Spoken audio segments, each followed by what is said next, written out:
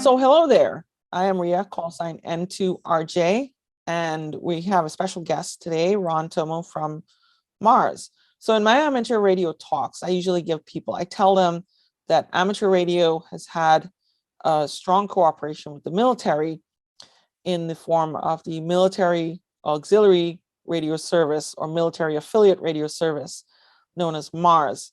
And we're going to talk about some of the history, some of where it is today, and what you can do to get involved, and how maybe this is something you want to do, especially if you're into public service and emergency communications. So Ron, how are you doing today? Very well, thank you. How are you? And you're located in Long Island, right? Yes, I am. Okay, I know Long Island has a big history and heritage with defense and such like that. Grumman is out there and a few other companies and such like that. So it would seem natural that you guys would have a Mars presence. So tell me if I got the acronym right. It's Military Affiliate Radio Service or Military Auxiliary. Auxiliary, okay. System. They changed it. It used to be affiliate. Now it's a Military Auxiliary Radio System. Got it. And what is it exactly? Well, basically, we perform under a mission cited by the DoD to support the DoD in areas that have to do with mostly dealing with preparedness for disasters of any kind. Right. And we only get called out under a DoD order through, and I'm in Army Mars. Okay.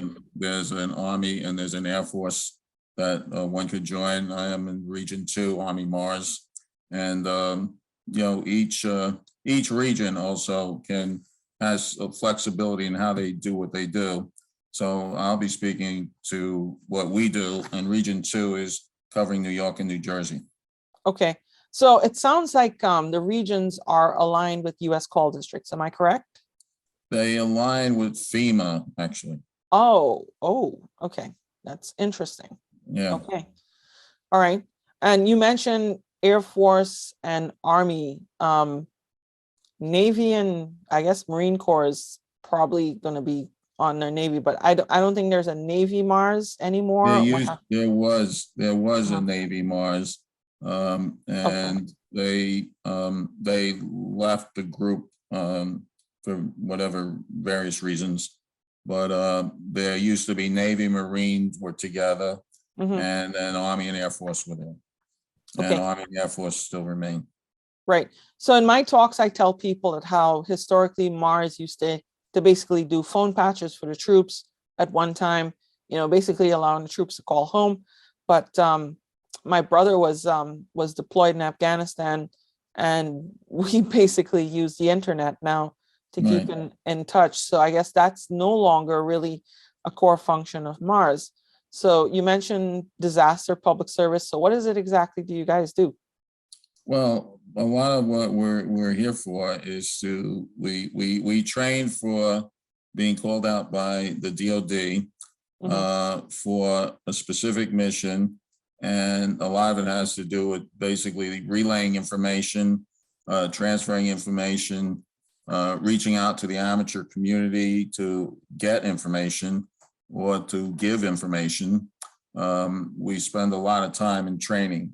The Region 2 has a really good training program, and we spend a lot of time doing this. And our mission basically is to prepare for whatever situation might come up. And I know what I do with the training in Region 2 is to try to make sure that I keep throwing different missions at people so that they have the ability to think on their feet, to be able to read through orders and then figure out what has to happen with that and move forward and just comply with whatever the requests are from headquarters. Okay, so you mentioned you're in New York and New Jersey, right? Yes. Do you go anywhere else? Have you been deployed or anything with Mars? I was actually requested during the Haiti earthquake. Oh. I was working in a hospital. My background is also hospital computer systems, which I did for like 40 years. And my job there also entailed, doing work and trying to help out people in the hospital who had family members in Haiti. So I ended up in a joint mission, which was part of the hospital, part of a group that was going to Haiti. And the Mars people asked me to also set up a WinLink end node at ground zero in Haiti. And so I went down to Haiti, and we were tasked with putting together a tent hospital. And I set up a lot of communications. I brought approximately $10,000 worth of equipment down there. Wow. All kinds of, mostly VHF, but for Mars, they wanted a WinLink station. So I also brought down an ICOM 718 with an SCS modem and set up a WinLink station that was passing information back to the Army. And also I was in contact with the gentleman that was also doing the PR work for the Army. And actually he did actually publish a book on 90 years of Mars. And actually the mission that I was on is actually in his book also. And he talks about the thing, because I spoke to him many times, through various mechanisms when I was in Haiti. Almost daily, I was trying to communicate with him. And then he wrote all this stuff, and he was giving a lot of the briefings to headquarters of what I was reporting back. But it was very interesting. Wow, that's good stuff. So you guys could do, you've been to Haiti, which is near and dear to me because I'm from the Caribbean. And thank you for that. That's really, really nice. So you mentioned WinLink and stuff, but let's step back a little further. So you're not amateur radio, right? You're a separate radio service. Yes. I don't hear you guys in the ham band, so obviously you use frequencies outside the ham bands, right? Right. Yes. But first of all, since you're not amateur radio, you probably don't use your ham radio call sign, so you use a different call sign. Is that correct? That's correct. Yeah, we're assigned a separate call. When you join Mars, you get what's equivalent to a training call sign. Mm-hmm. And you have to go through a training program, and headquarters has a specific list of things they want accomplished. And we make sure in Region 2, we assign a mentor to the person. We also run training nets 3 times a week. We also do webinars. I'm actually doing one coming up this Tuesday. We do the webinars constantly to keep people informed and to train them. We use special software with encryption capabilities and all that built in. We have our own digital communications that nobody else has. Right. And we tend to keep somewhat anonymous. They don't typically like when we'll merge a ham call with a Mars call sign. So it's interesting. And we also interface doing things. Like I'm involved in a really, very good program that I set up with the state of Maine, which is not even in Region 2, but the state of Maine was willing to do this through Radio Relay International. They had a situation where the state of Maine has a whole set of EOCs available, and also Aries, RACES, all the standard emergency groups are there. So what we started doing was to train both the Mars operators and help train the people in the EOCs. We started a program where once a week, I send out the equivalent of an ICS 213 message through the Mars side, talking to the Mars operators in Region 2. They in turn have to take the information that's there, and they have to go on to WinLink under their ham call sign and do a radiogram to the people in Maine. And then the people in Maine have to answer what we ask for. So we'll typically ask things like, where is the closest international airport and what is its distance and bearing from your location? Where's the closest hospital to you? All right, various things like that. Where's the closest seaport? And we usually ask for the bearing and distance. So we're trying to get them to think in the types of questions one might ask.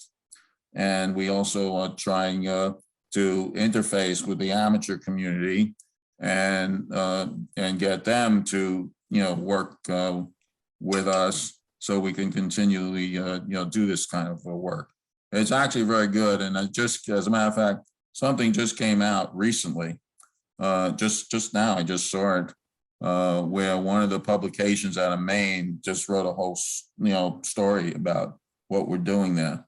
So, and it's been very popular for both the Mars operators and for the people on the other side, because they're actually doing, some real stuff, and we're asking them real questions, and we're asking them a little more difficult questions.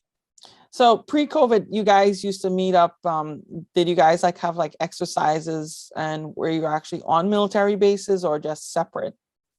No, most of the time, no, we are generally not deployed as a matter of course. Our job is communications. Right. And to make sure that information gets passed and that information gathering. So many times, for example, in the past, they did a lot of items getting METARs from airports, getting county status type reports, all right, various things like that to see if they can account for everything going on in the country. They tend to focus on national types of issues, rather than localized, local issues. They'll worry about solar, EMPs, things like that. They'll worry about. We worry about a lot of things that most people aren't worried about. Okay, so that seems really interesting. You mentioned METARs, and for those who don't know what a METAR is, I briefly covered that in my video about drones. So basically, a METAR is the aviation weather report, and it's coded kind of like, you see a bunch of random numbers and letters, but they tell you the wind speed and knots and cloud cover, etc. Yeah, we actually do a lot of, we even do training. I've had to do training on explaining that to the Mars members and showing them what each item means. I actually have a whole we put together, because one of the guys in my region is also a pilot.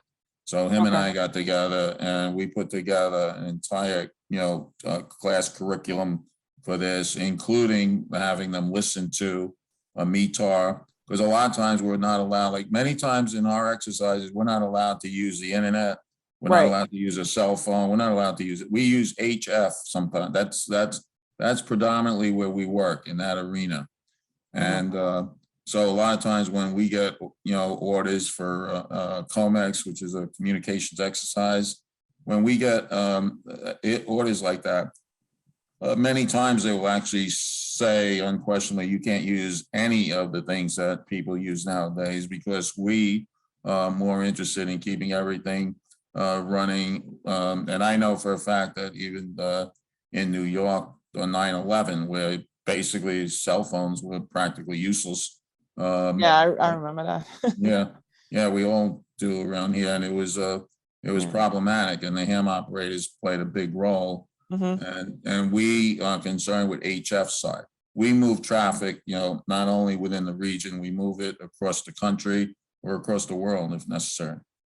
So, so you mentioned HF. So obviously, from what I gather, your frequencies are secret and such like that, right? Yes. Do you have to use special equipment, or do you just use ham? I know a lot of ham equipment, and some of these guys come on my channel and they operate. Well, I Mars modded my radio to operate on CB, but really, the Mars modification is really for Mars. Like Flex Radio, for example, will only modify your radio if you present a valid license, and then they will do it, which is how it should be anyway. So you guys use regular amateur equipment, is that correct?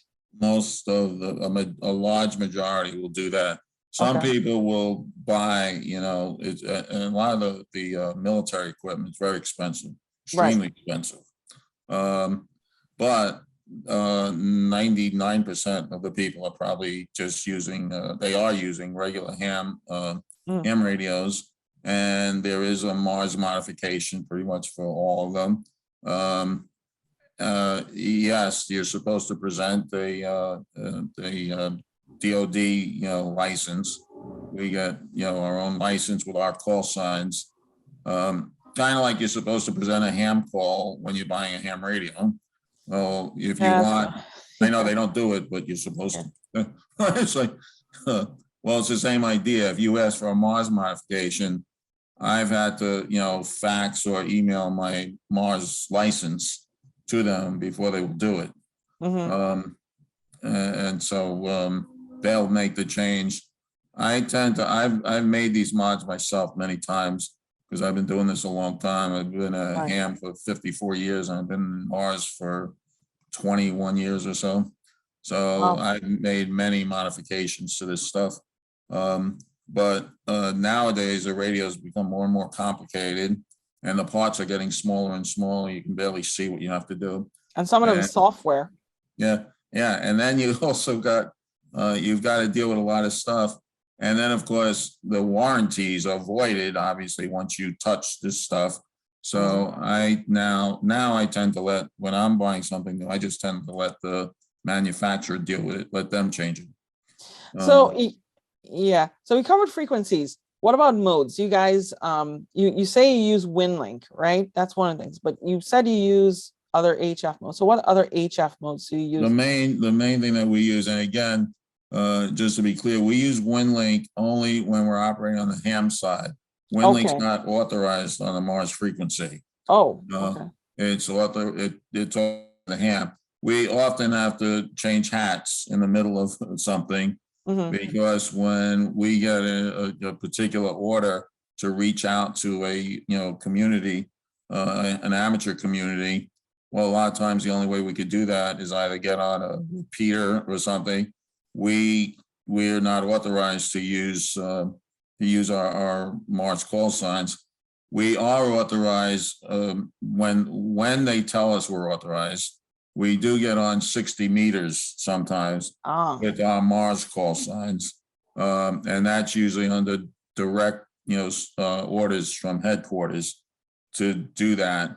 And the mode we use when it comes to it, we use something which is called 110 Alpha, which is a military, type of system, and that's how we handle this stuff. We don't give out, information about the software. We have our own software.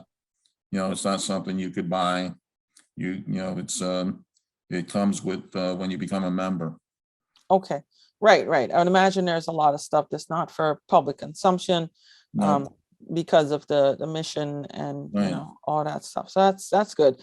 But it's good to hear that using, I guess, single sideband and stuff for your nets and it's basically we're using most of the stuff is always on upper sideband, which is very typical of digital stuff. It's usually running on upper sideband. But and so does our stuff, but after that, everything's different. It's all encrypted. It's very different. As a matter of fact, all stuff we couldn't even use. We can't use encrypted stuff on the ham bands. Right. That's not even allowed.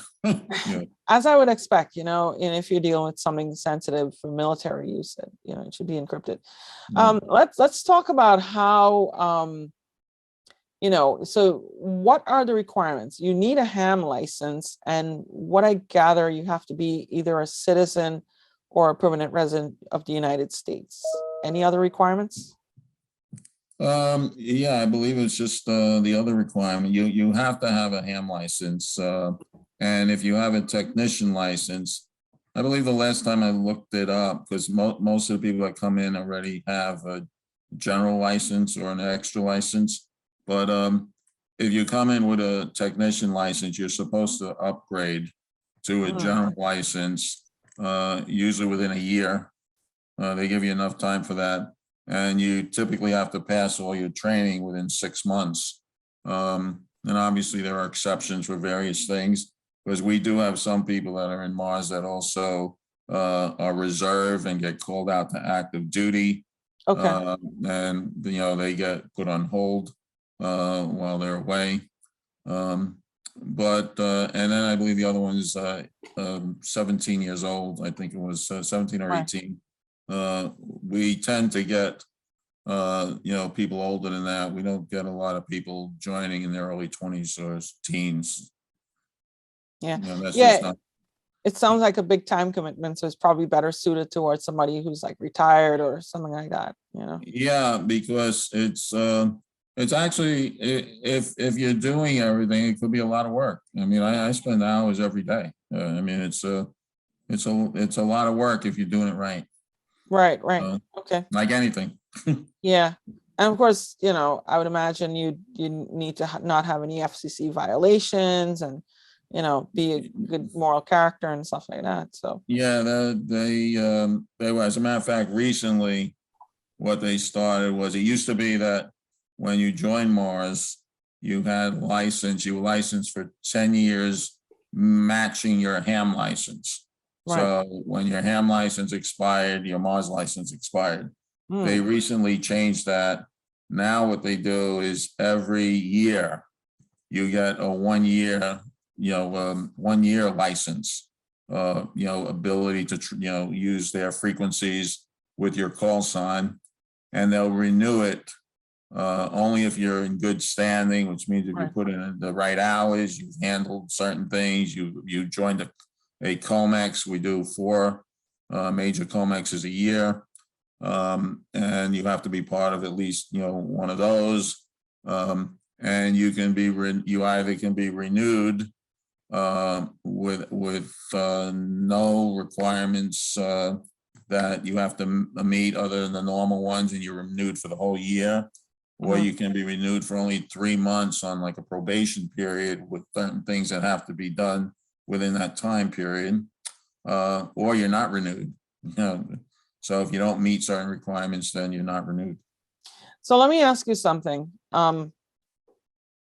You mentioned that you often cross into ham radio. Do you do are you guys part of this Armed Forces Radio Day or?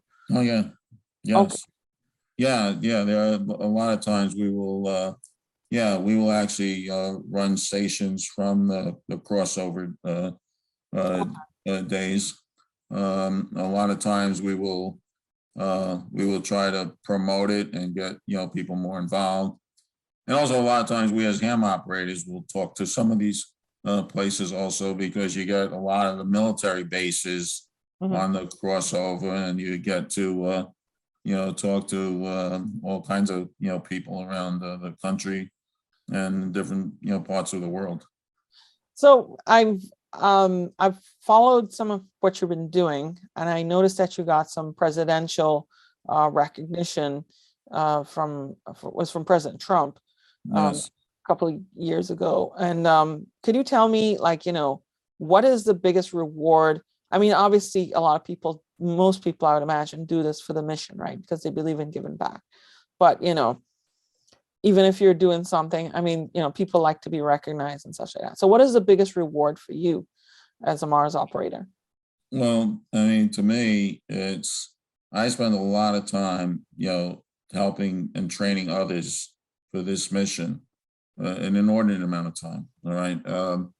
And to me, the more people are prepared to deal with stuff and know what to do, because we train people in so many things that in the event of even a local problem, you know what to do. You know all the people, you know everything, whether you're acting as part of the Mars program or you're acting as a ham operator. But the main thing is that you have all these connections, you know what to do, you know how to report stuff, you know how to create messages, you know how to handle all these things. The presidential award, the thing that I got from President Trump was the President Volunteer Service Award, a Gold Presidential Volunteer Service Award, which was for it was over 2,000 or 2,500 hours of service in that particular year. And then I also got stuff for the Haiti mission. Right. And actually the ARRL recognized that mission because in 2010, they had given me the ARRL International Humanitarian of the Year Award in Yes. 2010. So, but yeah, you get stuff. We also get, when you perform certain functions, all right, and do certain things, sometimes Chief Army Mars will send a challenge coin with a note to you, stuff like that. Oh, that's nice. You get different things, but people are in it for a lot of reasons. It really depends on the people. There are a lot of obviously former military people, and they just kind of want to keep their hand in. I know one gentleman in particular who joined, and he joined because he was in Vietnam, and he was a soldier. He was like 18 years old, and he happened to walk into. He saw a booth that said Mars. He didn't even know what it was. He just walked in. Right, he had no idea what it was. He walked in, and he was able to talk to his family. And he said if he ever got out of Vietnam, all right, he was going to join Mars, and he did. Wow. And he's been in for a long, long time. When people see a booth that says Mars, either you'll see Elon Musk near to it, right, or they'll see a big tall guy with a cookbook. Right. To serve man. I'm telling you. That's great. That's great. One question. Are there any women in Mars? Just curious. Like, I know they're probably not a lot due to ham radio. They're not being that Yeah, we actually have one woman in region 2. Like you said, there's not a lot. It's but we do have we have one in region 2. And I know over the years we've had others that just either retired or sadly passed away. But throughout my 21 years or so, maybe there were 5 or 6 that I knew that were in Mars over that time. But no, it's predominantly men. I would imagine because, like the military used to, only now they're opening up combat roles to women and such like that. So, there really weren't that many women in the military. And I guess since it's military centered, that's probably why, but times are changing. So finally, if somebody wants to get in, before I do that, actually, there was one question. I actually spoke to Lieutenant Wayne Fox of the Civil Air Patrol. Do you guys work with them at all? Actually, we have members that are also in the Civil Air Patrol. Okay. We will work with anybody who works with us. It's like basically because part of our job and part of a big push in what we do has to do with civil affairs. Right. And I know I've been working closely with our civil affairs officer, recently newly appointed civil affairs officer.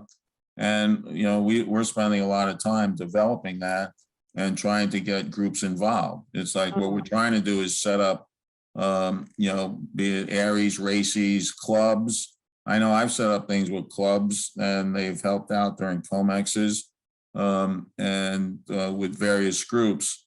But the best thing, and we're trying to reach out actually to in Region 2, we have a rather aggressive program we're trying to put in to try to get more people involved in the civil affairs side because we want the hams to be involved. And also, since we don't typically deploy anywhere, all right, we're getting information and we have to get that sometimes from people on the ground, which are the best people to get it from.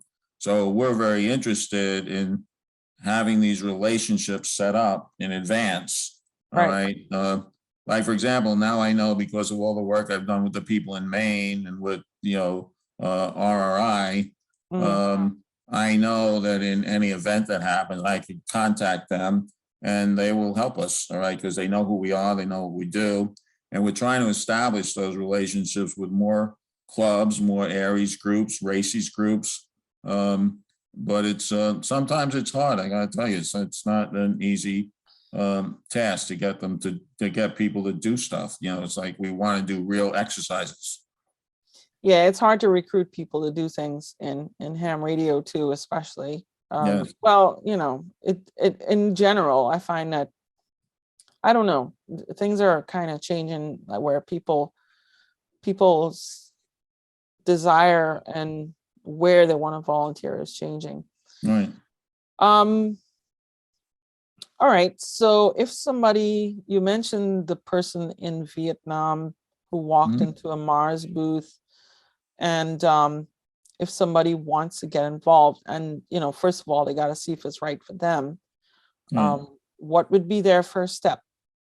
Well, the first thing actually, you know, there's a website that you could Google. It's available, and there's an application that's online, Mhm. which you can just bring down and submit. It will end up in the appropriate. It will actually get in Region 2. It will go to a region director. All right, and the region director then will vet the person. There'll be a vetting process. Um, there's certain things that sometimes make it very difficult for people to do. Is we try to vet them and explain to them, because we're trying to get a very good fit with everything. Mhm. And you know, like for example, part of the reason why some of the younger people and middle-aged people they don't join, or they'll join and then they have to drop out and rejoin at a later time, is because of its the commitment A lot of time, requires yeah. time. And I know we've had people that had, you know, 4 or 5 kids, and they're trying, you know, you can't, you know, Yeah. because we have nets that meet at 7 o'clock at night, and you know, on weekends, you know, we're constantly doing stuff, so it makes it difficult. So we try to vet all that and make sure that they have the commitment. I know a region director will spend an hour and a half on the phone with people when they say they want to join. They could just contact, the other people just contact him or me, and I'll direct them to the director. But if anyone's interested, I mean, they can always contact me, and I could certainly help them to, you know, navigate the course on how to do all this and get them to the people, because ultimately anyone in our region is going to come to, anyone in New York and New Jersey is coming into Region 2, because Right. it's geographically, you know, handled. Mhm. So they can, you know, have my information, and they can contact me. Well, that's good. This was certainly an interesting discussion, and it's part of my larger discussion of how HF is making a comeback for a lot of things. Yes. HF, Flex Radio has a project with the General Atomics MQ series unmanned aircraft, otherwise known as the drones, not the little DJI drones, but I'm talking about the drones you see in the sky and you're wondering what's next, right? Yeah. Well, But they, one of them helped me put up my dipoles. So well, they yeah, it's have, great. yeah, they're actually controlling those via HF. Mhm. Now, there's a lot of investment in HF by military and even some commercial interest now, because they see this as a robust alternative to satellites, which are Yes. vulnerable. So, Yes.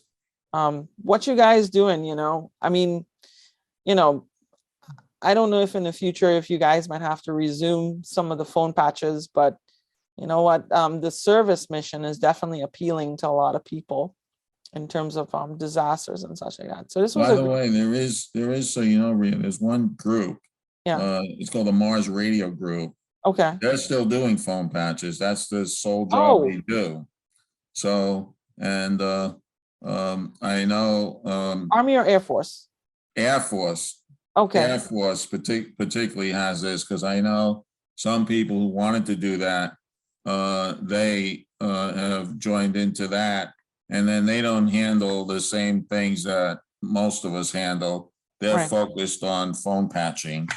Uh, and I believe they do a lot of work with aircraft, you know, dealing with that. But I do know, and I always meet up with a gentleman who was in charge of a lot of that.